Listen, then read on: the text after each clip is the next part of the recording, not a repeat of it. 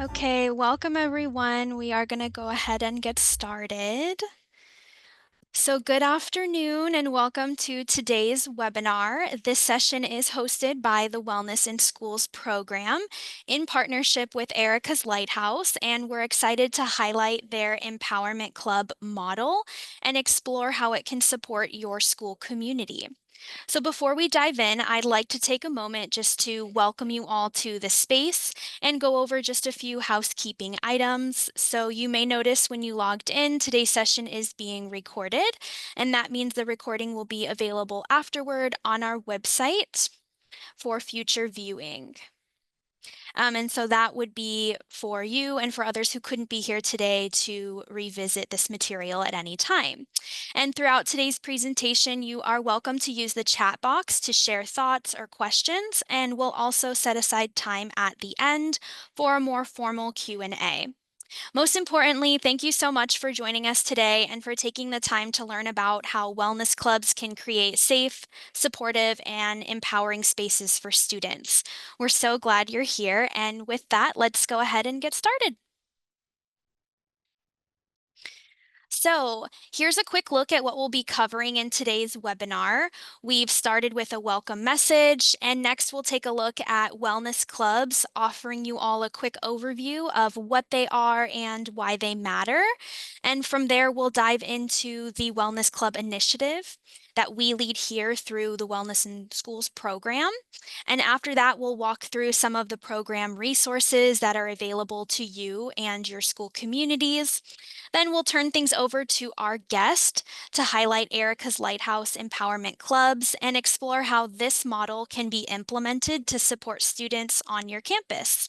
And finally, we'll wrap up with next steps and reserve time for our Q&A session where you'll have the chance to ask questions and engage with us directly. So this is our roadmap for today, and with that, we can go ahead and move into our next slide. So here we have wellness clubs at a glance. Now, school connectedness is a powerful protective factor for student mental health and well-being. Wellness clubs play a vital role in fostering that connection by creating inclusive spaces where students feel seen, supported, and valued. By encouraging community building, strengthening peer relationships, and promoting resilience, these clubs empower students to take a proactive role in supporting mental health.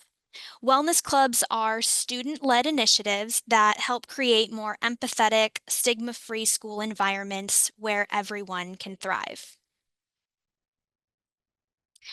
Now, wellness clubs have many benefits to them, and they can support students in a multitude of ways. It is important to note that wellness clubs help students build a strong sense of community, form positive, supportive peer connections, develop resilience and personal growth, advocate for mental health awareness, foster empathetic, stigma-free spaces. And with that, I want to take a moment to cover a little bit about WISP and the support that we provide. So we have our Wellness Club initiative, and essentially WISP is here to provide free training, resources, and support to help you create, promote, and strengthen your student wellness club. As part of this initiative, we offer a range of supports for both club advisors and student leaders. So I want to take a moment just to walk you through some of the highlights listed on this slide. So we have a quarterly collaborative, which is our Club Advisor Coffee Hour. So every quarter we host a 1-hour Club Advisor Coffee Hour via Zoom.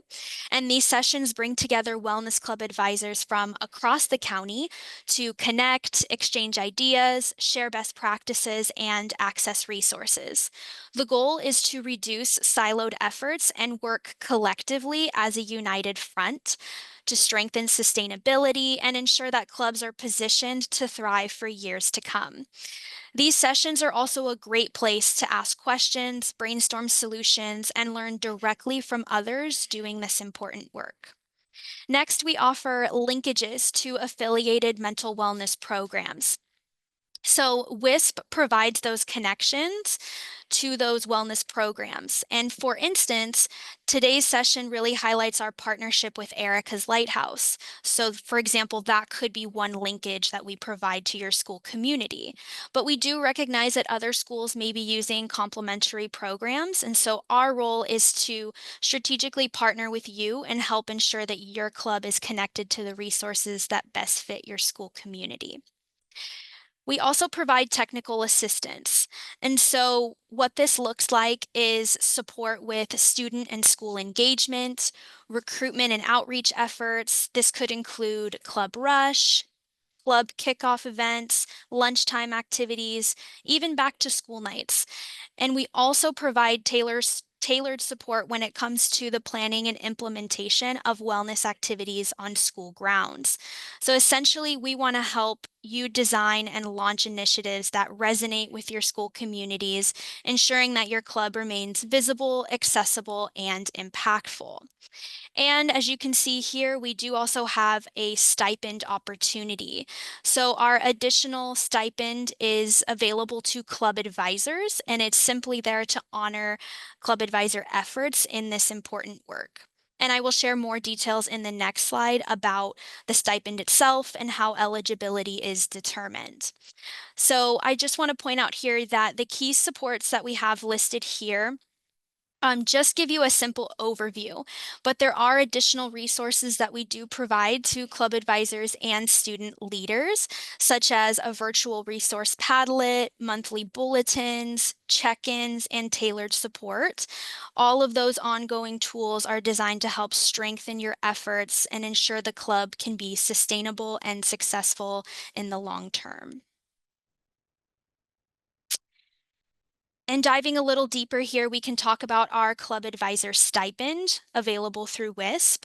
So, to be eligible to receive the stipend, we do ask clubs to meet a few key requirements. First, the clubs must be affiliated with a national organization. And for example, that could mean partnering with Erica's Lighthouse through their Empowerment Club program, which you'll hear more about shortly. Second, we ask for a commitment from an adult supervisor throughout the year. And this can be any school staff member, whether that be an administrator, a teacher, a counselor, mental health support staff, anyone that is passionate about mental health and wellness and has the capacity to support the club. Third, we ask for student leaders to champion the club. This is a student led initiative, so having youth at the forefront is vital. While Erica's Lighthouse welcomes clubs of any size, as far as WISP is concerned, we do strongly encourage you to recruit at least 3 to 5 student leaders just to ensure shared responsibility and that you are aligned with our Wellness Club initiative. Fourth, advisors should attend our online collaborative meetings. This is those club advisor coffee hours that I mentioned previously. And these sessions provide resources, peer connections, and ongoing support to sustain your club. And finally, we ask that clubs hold wellness activities or initiatives throughout the school year. And this again would be in alignment with your national program affiliate. So, for example, Erica's Lighthouse and their empowerment clubs does request 4 wellness activities per year. So, if you were using their programming, we would ask you to meet that requirement. And I do want to also highlight that these activities can look different depending on your school needs. They may be small scale efforts like something within your club meetings or collaborations with another group on campus, or they may be large scale events such as school wide campaigns, lunchtime tabling, assemblies, or special events. And later in this presentation, our guest will share examples of activities available through Erica's Lighthouse that you can adapt and incorporate into your own campus wellness club. So, the key takeaway here is flexibility. You and your club members have the freedom to design activities that fit your school site and will leave a lasting impact with your students.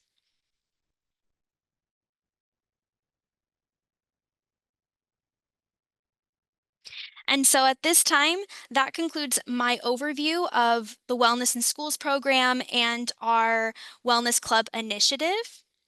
But at this time, I am excited to turn things over to our guest presenter who is representing Erica's Lighthouse. For those of you who may not be familiar, Erica's Lighthouse is a nonprofit on a mission to break down the stigma surrounding mental health and provide free depression education and suicide prevention programs to any school, anywhere. Today, we're fortunate to have Derek Elkin with us, the Empowerment Club coordinator, to share about their Empowerment Club model, walking you through what it looks like, helping you envision how it can be implemented within your own school community. So, without further ado, I'd like to officially hand things over to Derek. Hello, thank you everyone for joining today and for mm, you know, more importantly, looking to do right by the students in your school and support their mental health and do things by incorporating programs like this. Just like Mary introduced, my name's Derek, and I'm going to give you some information about Erica's Lighthouse and our programs. So the goals in my part of the presentation here is first just learn why an Erica's Lighthouse Empowerment Club can benefit your school and your students, and then learn logistically how to start one and properly um, register your club with us. A little bit about myself, just so everyone knows. My name's Derek. Like I said, I'm the club coordinator, which means I support the clubs that are both official and affiliate clubs. I'll talk about the difference between that later. But all of the clubs that use Erica's Lighthouse materials, I'm always happy to jump into calls, answer emails. I'm constantly updating our club material and adding to it. I'm from Chicago. I went to the University of Missouri for college. I think we're winning the national championship in football this year. I'm excited. And then a fun fact about myself, I spent a year teaching English in Beijing before I moved back to the United States and taught middle school for a few years. So Mary did a good job kind of stating the Erica's Lighthouse mission. I just want to say, like, every student deserves good mental health, and everyone here, I think, probably agrees with that. One thing about our mission, as we provide free mental health programs to any school anywhere, just let us know if you're using our materials so that we can report to our wonderful donors how many schools and how many students are being impacted by our programming. That's what helps keep everything free. I'll tell you how to do that for clubs, but otherwise, it's pretty simple. Just let us know when you're using our programs generally. So the first thing I want to talk about is MTSS. I think most of you would be familiar with it, but I want to talk about it because Erica's Lighthouse is tier one programming. That means it's universal and for every student. To kind of differentiate the tiers here, I'll kind of compare it to math class. So in a math class, the teacher is going to provide his lesson to his entire classroom, right? And then a lot of teachers will then quiz students or check their understanding in some way. After the teacher has checked their understanding, he might notice some students are struggling, and he might take those students and provide additional instruction while asking the rest of the group to just kind of practice the set a little more. That small group instruction is going to be tier two, right? And then tier three would be he has the same student constantly joining his small groups, and he wonders why this student's struggling. And maybe he gets admin involved and finds out that this student has dyscalculia, and now they need some sort of IEP for that student, right? And that's going to be some tier three instruction for math for that student.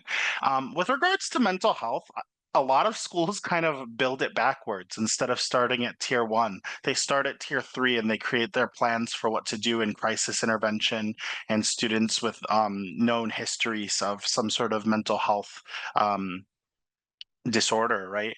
And then going to tier two, counselors usually know to check in on certain populations a little more. They have some sort of screening system, but then a lot of schools fail to give that tier one universal for every student mental health programming, right? And so that's where Erica's Lighthouse, we really find our niches in providing tier one for every single student in the school programming. We have a four-pillar model. Today, I am going to focus on our empowerment clubs, but just so everyone here knows, we also have classroom education materials available with like videos, lesson plans, curriculum, worksheets to be able to teach a unit on mental health in a health class, for example. We have our family engagement materials, which are somewhat like professional development for parents, especially parents who grew up not talking about mental health when they were kids, because they grew up like 30 years ago when it was even more stigmatized than it is now. And they want to be able to have those conversations with their children. They just don't have the skills or vocabulary or knowledge to do so, right? So we have both family workshops as well as workbooks with activities for them to do with their kids. We have our policy and staff training, which is more like traditional PD for teachers. And then finally, clubs where students take a leadership role. We also have these other supports that can help all of our programs, like the data center. So the data center, if you use our pre and post surveys, you'll be able to glean like really valuable information about students' thoughts about mental health and what they're learning about mental health on the way. I'll kind of show you some examples of that in a second. We have our culture framework to make sure you can check if your school's doing everything it can be, similar with the strategic alignments. And then school-wide campaigns, generally led by clubs, but can be led by anyone, where it's kind of just promoting good mental health around the school. So I think everyone here knows that the need is significant, so I won't belabor this point. But this is the 2023 YRBS data from the CDC. That's the Youth Risk Behavior Survey. They have one section where they talk about mental health, and you can see in 2013, 30% of high schoolers were reporting experiencing persistent feelings of sadness or hopelessness. By 2023, that number grew by 10% to 40% of high schoolers reporting experiencing persistent feelings of sadness or hopelessness. That peaked at 42% in 2021. I would also just kind of like to point out, because I often do, there was a 6% jump before the pandemic, right? A lot of people cite that as a you know the cause for the crisis right now, whereas it seems to maybe have exacerbated it, right? Another 5% increase afterwards, but we see some of it before. If you're interested in the data, I'd highly recommend the YRBS to check it out, but we can see the need is there. Just like Mary said earlier, school connectedness is a huge protective factor for youth mental health, right? The higher school connectedness is, the lower those other numbers that I was talking about before generally are, right? It's right after family connectedness, but school connectedness is something that we, as people who work in schools, can affect, right? And letting the youth know that someone cares about them, that includes teachers, that includes their peers, right? And that's where I think clubs become a great part, because knowing that they have peers in the school who care about them makes a big difference for a lot of teens and youth.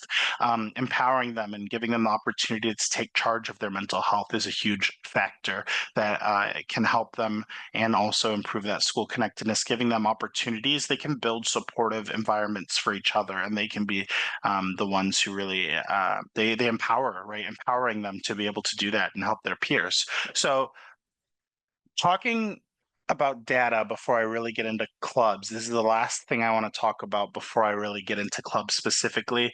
I mentioned the data center earlier.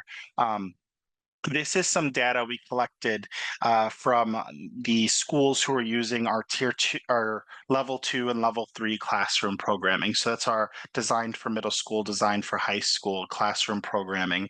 And this is available to be seen in our data center, but this is not the school year that just finished, but the one before.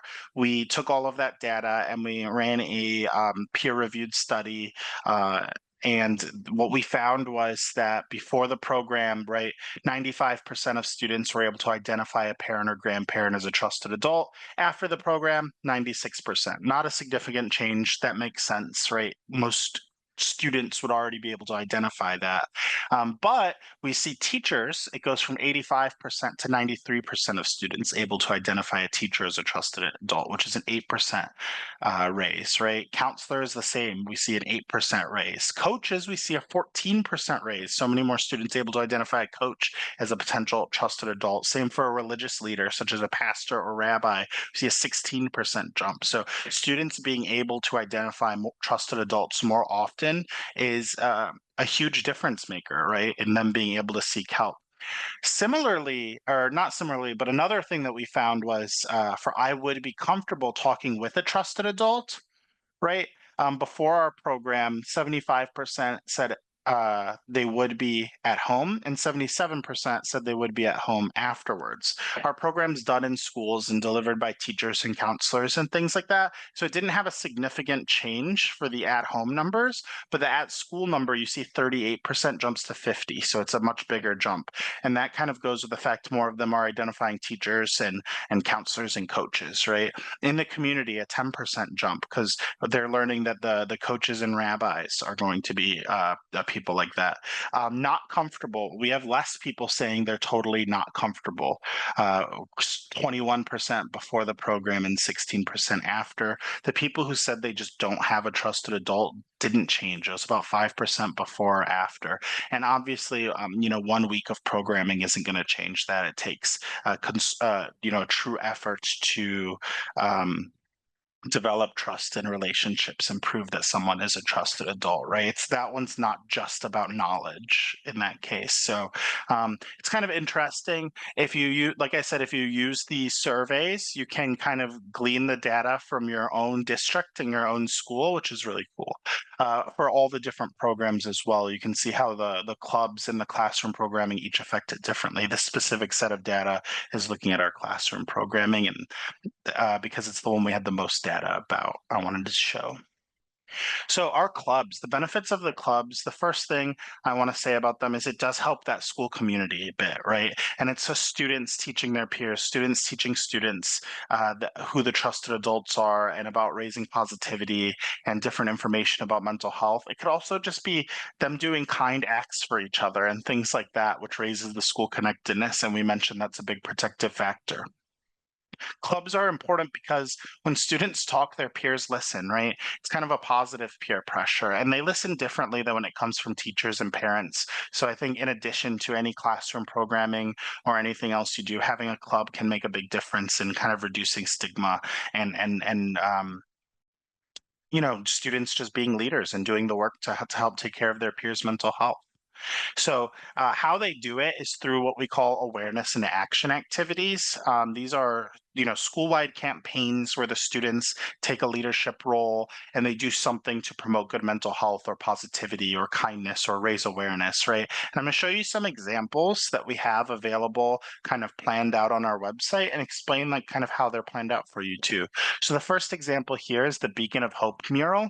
So a club actually came up with this and they showed us the photos and they told us about it. And we took the idea and we made the instructions that you see the first page of on the left. So the club made the Erica's Lighthouse logo in a pixel art style using sheets of construction paper. And on each individual sheet, they wrote different facts and information and knowledge to be learned on them about mental health. So the first thing is it's like just a big beautiful art piece that goes in the hall. It's something fun for the students in the club to do, right? They can get creative and have fun with it. But then it's also a direct educational piece for anybody who walks by. They're going to naturally want to read what's written on some of the sheets, right? And they'll get some knowledge based off of that. And then finally, it's just symbolic that everything there of everything that Erica's Lighthouse stands for in promoting help seeking, raising awareness, suicide prevention, so on and so forth. The sheet of instructions, we format them all pretty much the same, where first it tells you the purpose or goals, then it tells you what materials you would need to be able to execute this kind of project. And then this one, it's on the next page. Some of them, it's all just one page, where then it tells you step by step how to do it, right? Some steps to take and how to apply it and things like that. I give a shout out right here. You see to Dayton Regional STEM High School. They're the first one to do this. So they came up with the activity. We give them a shout out. If you guys come up with a cool activity, we'll shout you out too. Here's two other schools that took the instructions that we had and they executed this. And you can see they executed it differently. Even though we have like a map of how to do the exact same one, it's totally fine to adapt it in a way that's going to work for you. The club in the left photo took a little light fixture that was already there in the school and they made the lighthouse actually illuminating.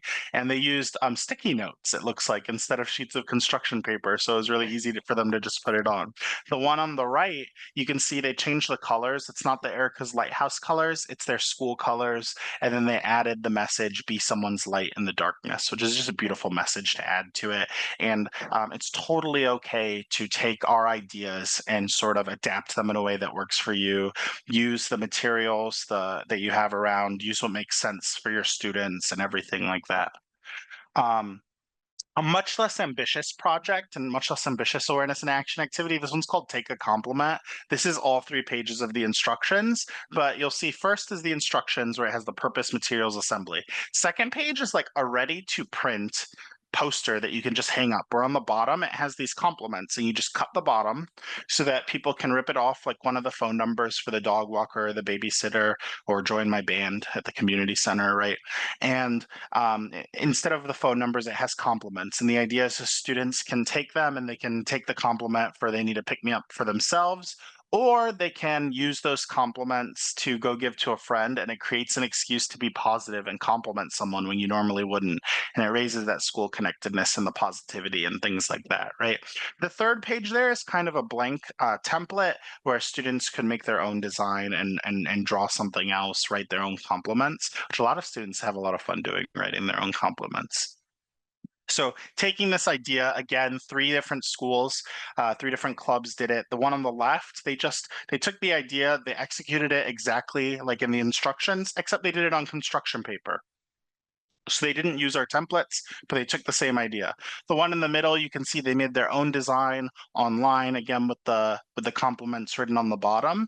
And then the third group on the right, they took the premise of take a compliment, give a compliment, and instead of doing the rip it posters like the dog walker and the babysitter, they did post-it note boards, so it's easy to add and remove compliments to it. And that's a cute way to adapt that and make it how do I say it? Like able to be recycled more. You can add more post-it notes. So that's really cool. Um, about like one with regards to promoting help seeking, which is a big part of our programming, and identifying trusted adults. This is the Beacon of Hope door signs activity. The idea of this one is really simple. The club members cut out these little lighthouses, and they go to the different teachers in the school, ideally all the teachers, right? And they say, hey, are you comfortable being a good trusted adult if a student needed someone to talk to? Right. And teachers should all be saying yes, or hopefully most of them are saying yes. And then the students in the club then say, great. Um, can we hang this on your door or your whiteboard or somewhere visible so students know that you are identifying yourself as like comfortable being a trusted adult for them?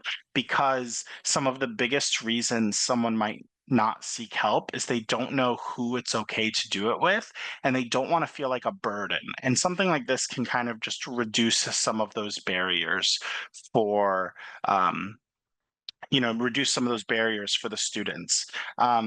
My last year teaching before I started working for Erica's Lighthouse, I taught 5th grade, and I had a little girl come to me and tell me something very concerning about self-harm.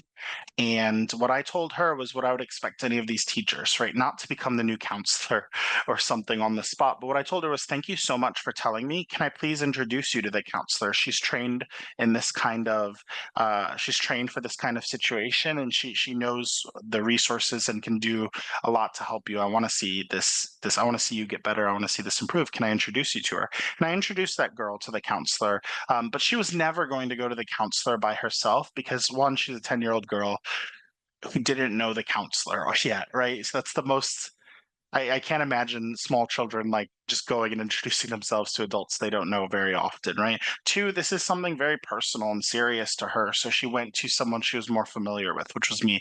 I was her English teacher, her social studies teacher, her homeroom teacher, and her dismissal teacher. So she saw me for like 4 hours a day. She was more comfortable. There was more rapport. And again, those teachers don't have to become a counselor. They can just get the student to the proper next steps, right? That's a big message in our staff training as well. I want to give a shout out to one of the local schools. I don't know if anybody from there is in this call right now, but Vicente Martinez High School did this exact activity, the Beacon of Hope door signs. But they had the students design their own Beacon of Hope door signs that you could see the photo of right there, and they kind of added a message, right, that says like this teacher's here to support you, whether you're feeling overwhelmed, need someone to listen, just want to talk. This is a judgment-free zone where you're valued and heard, and it's a beautiful little addition from Vicente Martinez, the club over there. They joined us actually at Erica's Lighthouse last year with one of their already existing clubs, became an affiliate of ours, which is really cool. Follow the Footprints is another activity designed to raise awareness. It just walks students to the counselor's office to raise awareness of where that resource is. I know when I was in school, I didn't always know where the counselor's office was until probably like my junior or senior year of high school. And if during my freshman or sophomore year, I like felt a desire or a need to see the counselor, but I didn't know where to go, I probably would just not go and I wouldn't tell anyone because of the stigma associated with like, hey, where's the counselor? Why do you need to? Right? I didn't. It's going to be barriers, and reducing barriers for the students and making it easier for them to seek help is important. On the Footprints, you can write facts about mental health, or I know some clubs where they write facts about the counselor, so students kind of get to know them before they even arrive. Really cool ways to adapt that. Again, you see the format's the same, purpose, materials. This one has assembly and application. So assembly's like cut them out, and applications like put them on the wall. Reading to younger grades. This is a newer AAA that I added last year, newer awareness and action activity, because one of the clubs over in Contra Costa at Old River Elementary did this, right? And they sent me the photos of the students reading to the elementary schoolers, and I created the instructions again. So shout out to them. And this was a really cool one. There was all sorts of different books about promoting inclusiveness, or about different kinds of neurodivergence, or addressing your feelings, and emotional social books, right? And the middle schoolers went and read that to the younger grades, like the first, second, third graders, which is really cute and really cool. Here's an action shot of one of the boys reading to the little students there. It's so cute. This is a great way to have the club members take a really proactive role there. And you can see they have their cute little Erica's Lighthouse shirts. So, two of our big campaigns are Give Voice, which is for Suicide Prevention Week. That's next month, early September. I believe it starts September 8th or 7th, but around then, whichever the Monday is that week.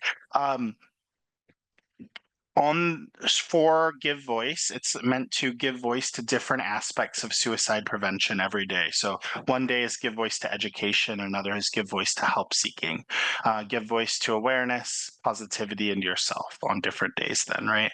And so a positivity day, you do an activity like the take a compliment or something like that. We suggest a different activity each day, and it's usually something much smaller that's easier to plan, so you could do a full week of activities, right?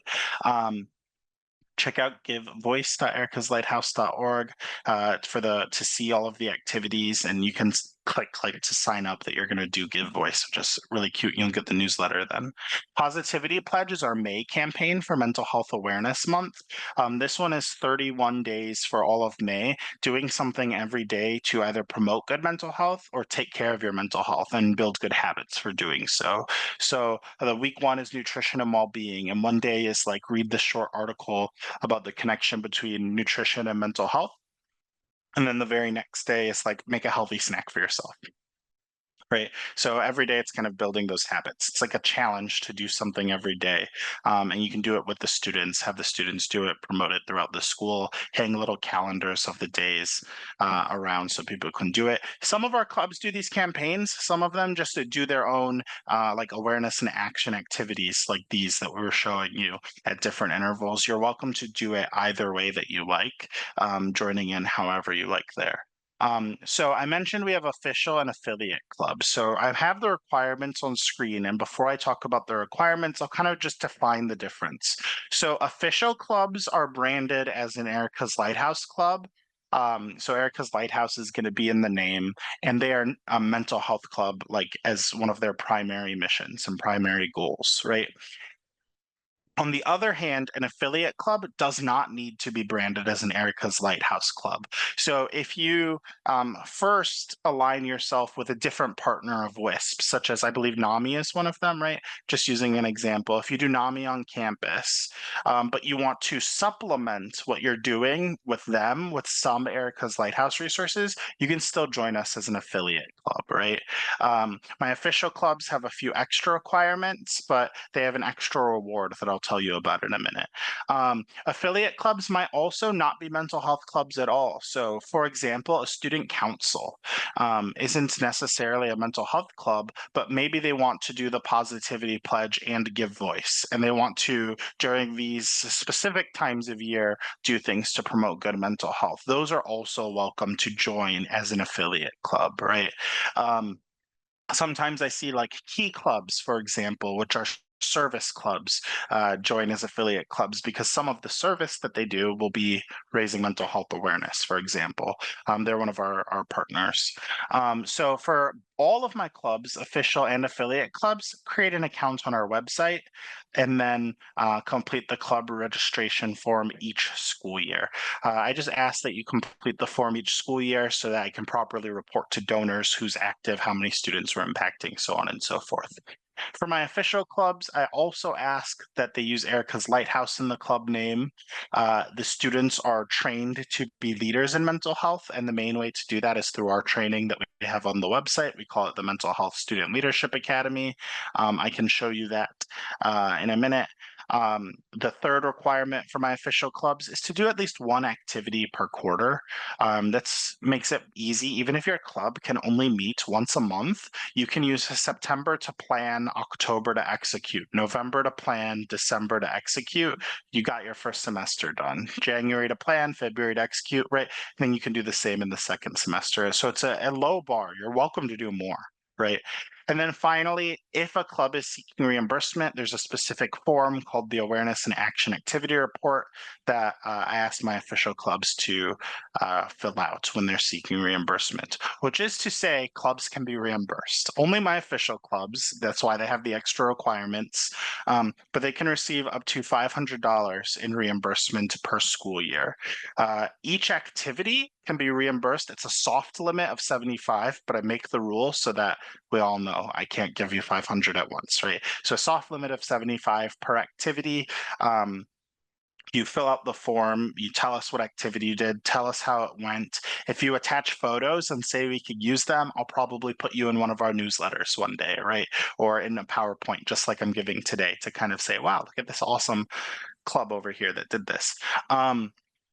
So the way it works is, so say you did the reading to younger grades activity, right? And you decided to buy 5 brand new books about, the topics that I mentioned, social emotional topics, or inclusivity, or just actual specifically about anxiety or depression or something like that, right? And you had to buy those books. You would attach the receipts from however you bought the books. Let's say you did it on Amazon. Attach the receipts to the form and tell us how much you're asking to be reimbursed, and then I can send you a check via mail. I guess a check goes in the mail to you from Chase Bank. It will look like Chase is soliciting you for a bank account. They're not. They're sending you our money. So a check from Chase or from Zelling you is the other way. So if you have a phone number that's or email that's associated with a Zelle account, you can do that, right? This is separate from any reimbursement or stipend that WISP is offering, which is really cool. So you can get that in addition to what Mary was talking about earlier. This one's handled through us, through our form. The funds from WISP are handled through their avenues. So just a quick benefits of our clubs, right? We have official and affiliate club opportunities, so we're flexible. Grades 4 through 12 are really who the main targets for supporting with our clubs are. We have over 70 of those activities kind of planned, and most of them are available in English and Spanish. Only the newest ones aren't in Spanish yet because we translate in-house. Um, Official clubs have access of up to $500 in reimbursement. We have club member trainings. My clubs, once you've signed up, you get monthly newsletters. I suggest an activity to do in each newsletter. So in the photo here, you see this club did Say Boo to Bullying. It's so cute. They made these little ghost grams and gave out candy, but it's like an anti-bullying campaign with Say Boo to Bullying. And I might include like that as a suggestion right before Halloween, right? For a suggestion of an activity, right? I also have club meet and greets where advisors meet all on Zoom to be able to talk about being an advisor. So this is from all over the country, not just in the WISP area. You have an opportunity to meet advisors. And then I also do the same for students. I just ask that you share the link to the students because I don't have a habit of emailing a lot of students directly except for students who are members of my youth advisory board. That's another opportunity we have. If you have Erica's Lighthouse Club, but you have students who are super passionate, like a student who's an absolute champion, they want to do things beyond just their own community. I host a leadership group of students, at least 13 years old is the main rule for requirement and member of an Erica's Lighthouse Club. And I meet with them. This year it will be monthly. Last year it was quarterly to talk about what is Erica's Lighthouse doing, how can we do it better, and just kind of get youth perspective as we develop our programming. Also, I like to get ideas from them of what should be our next programming. Right? Sometimes they have really good ideas. They know the youth experience better than anyone else because they are the youth. And even though Erica's Lighthouse does a pretty good job keeping up with the data and the studies that come out, that's always going to necessarily be a reflection on something that already happened where the youth that I meet with can tell me about what's happening right now, which is really cool. And then I also try to give opportunity for the youth advisory board to platform some of their own ideas. So this year I'm going to co-host webinars with a few members of my youth advisory board, which is meant to be enrichment for our clubs to be able to um, get a little bit extra, right? So I'll do one where one of my youth advisory board members is going to talk about the structure of her club and the vice president and the president and the social media manager and how those roles work for her club and how to do things effectively that way, sort of enrichment for my other clubs. So it's really cool opportunity. You guys can also, I mentioned at the beginning, we have 4 pillars of programming. Really take the impact beyond just your club by leveraging those other tools, those other pillars. Even if you don't go all in on one of them, feel free to check around the website for some of the resources available in some of them. So you can leverage the staff training even as a club, right? By having the club take leadership and ownership to teach their teachers about being trusted adults. You can have them host a family night with that family PD I talked about, where they invite parents to come in and they use our family um, workshops to be able to educate parents on mental health. They can do different school-wide campaigns throughout the year, and you can leverage our data if you do use it properly, right, and use it at the beginning and end of programming to make informed decisions. You can take a look at what's the like I showed you the percent changes earlier. How does that working in your school compared to the national average or compared to the rest of the district? If someone notices that one school in the district is doing much better than the other, say, well, how are you implementing things? Why is it so much more effective for you? And you guys can work together, right? Make informed decisions. So to access our resources, you need to make an account on our website. You can scan the QR code, or you could just go to ericaslighthouse.org and then log in. I'm going to demonstrate a little bit. So if you are not logged in, the website will look like this, right? And you'll see some information and you can get more information at the top, but you can't actually access resources until you log in. So I'm clicking log in here. Sorry, I just have to move my Zoom toolbar to use everything better. There we go.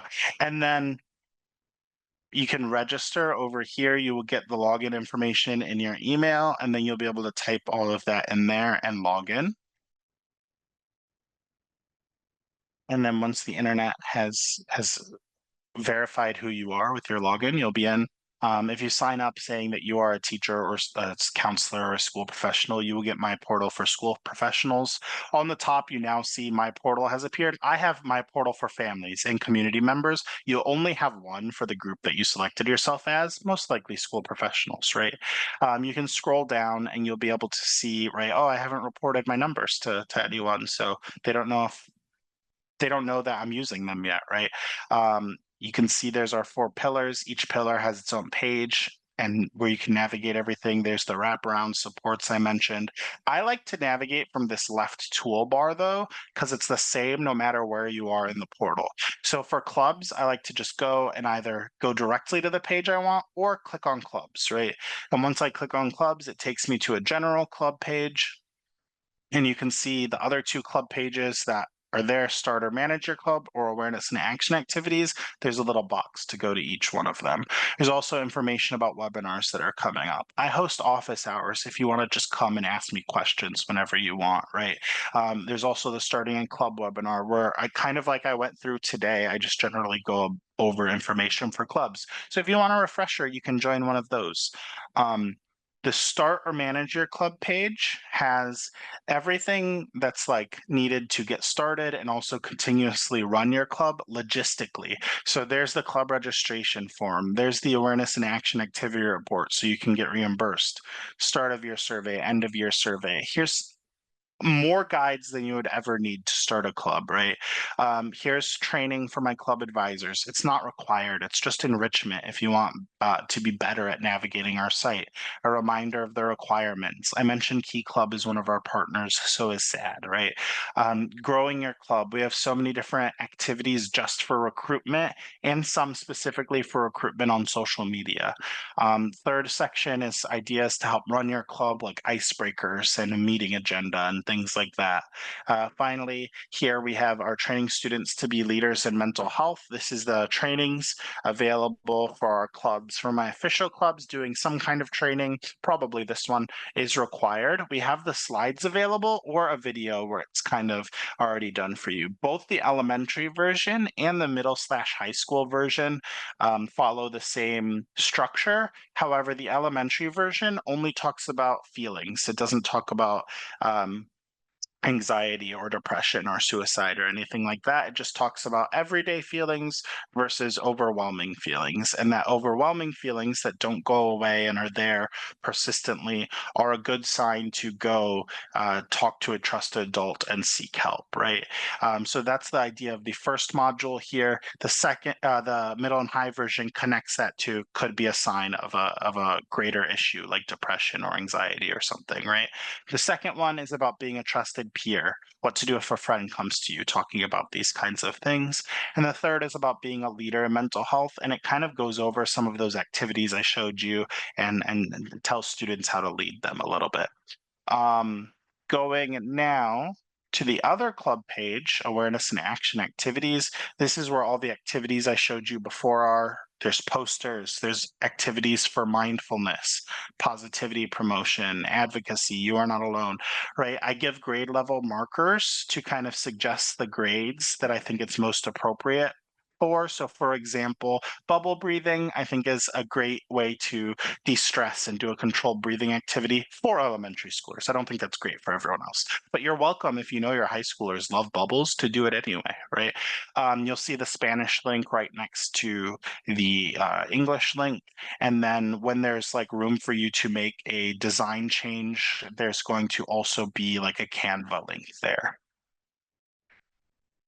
At this time, I'm going to stop sharing my screen for a moment to kind of look at everyone. I'm going to accept questions, but I printed out questions that people typed and sent. So the first one that I already have from people is, do students go through a training to lead the program?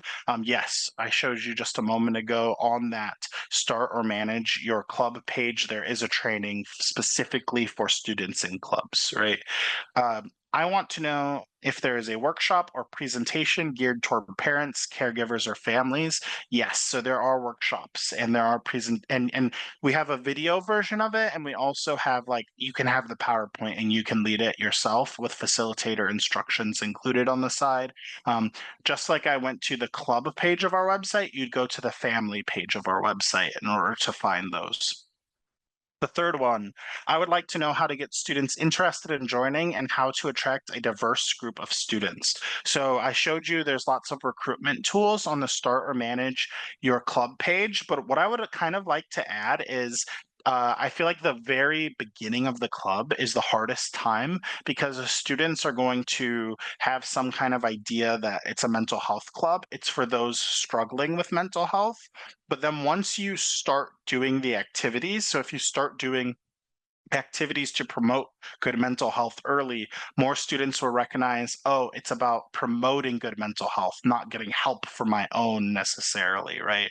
And it's about doing things to support my peers, not necessarily like receiving counseling for myself. And once students kind of see that, then you'll have a much easier time attracting, especially really good hearted leaders, right? Um, the fourth and fifth questions kind of go together. They're both asking me about continuation schools. The first just asked me to consider continuation schools and how they run and the student population.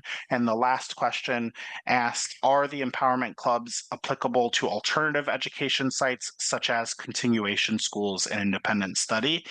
Yes, I think that these are absolutely applicable to any kind of alternative school, such as a continuation school. All of our programs, especially our club programs, are very turnkey, very easy to take and use on your own. It's very much a choose your own adventure. I don't say you have to do the Beacon of Hope door signs. I just give that to you as an option. We have over 70 activities, so you should be able to find one that fits your group and your students. And then finally, everyone has mental health, right? Regardless of what kind of school they go to or where. So just it's the same skills necessary for everyone on that tier one level, to be able to identify trusted adults and to be able to know how to seek help and things like that.